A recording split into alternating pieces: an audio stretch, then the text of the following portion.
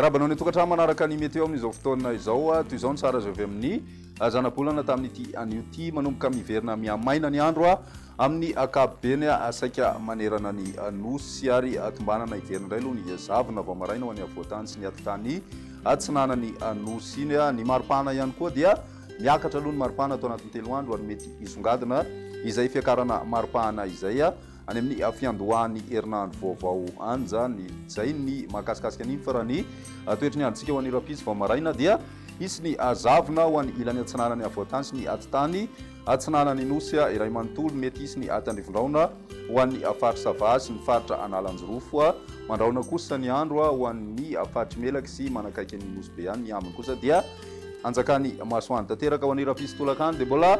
saika omaina aloha amin'ny akapobeny ankoatry ny faritra sava sy analanjorofo ary ny tapany avaratra amin'ny faritra atsinana izay mety isy atandrivindraona mandraona ny andro ho an'ny faritry melaky ny faritry bongolava sy ny distrikany miandrovazo ny ambiny dia ny masoandro hatrany no ibatoena raha ny maripana avo vinavina amin'izay andron'ny rapitso izay tafiakatra hatrany amin'ny 4 degré celsius raha ho an'ny avoatany ary saika manodidina ny 5 ka hatramin'ny 7 degré celsius eo ny maripana ho an'ny morontsiraka avoany andrefana sy atsimo andrefana nosy iny ny morontsiraka avaritra andrefana kosa no 3 degré celsius ny any amin'ny ilany atsinanana dia misy mahatratra hatrany amin'ny 3 degré celsius izay maripana izay ny alahady dia mbola mety ahitana an'izay zavona izay hatrany ho an'ny atotany atsinanany Madagasikara iny ary ho an'ny morontsiraky ny faritra analanjorofo sy ny faritra sava kosa dia mandraona ny andro amin'ny akapobeny mety isy ny atandrivindraona amin'ny maraina be fa misava ihany moa zay rehefa atoandro ho an'ny tapany atsimo andrefana ihany koa dia mandraona mitsitokotoko ny andro raha ny atombana hatrany ny maripana vao vinavina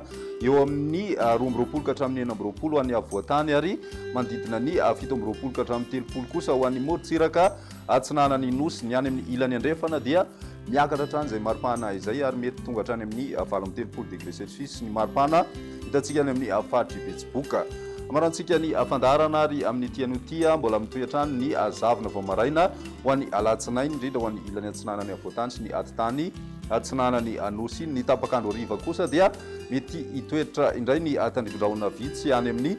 tapany atsimo atsinana ny Madagasikara sy manodidina ny distrikana ankazoabo amin'ny latsinainy tolakandro izay hatrany ny ambiny dia maina tanteraka ny andro raha ny maripana vao vinavina dia manodidina ny 4 ka hatramin'ny 7 any avoatany ary saika tafiakatra hatrany amin'ny 3 degré celsius ho an'ny morontsiraka atsimo atsinana ny Madagasikara ho an'ny ilany andrefana kosa 13 ka hatramin'ny 17 degré celsius ny maripana ankoatry ny any nosy be izay mety manodidina ny 12 degré celsius ny maripana vao vinavina amin'izay andro ny alatsinainy izay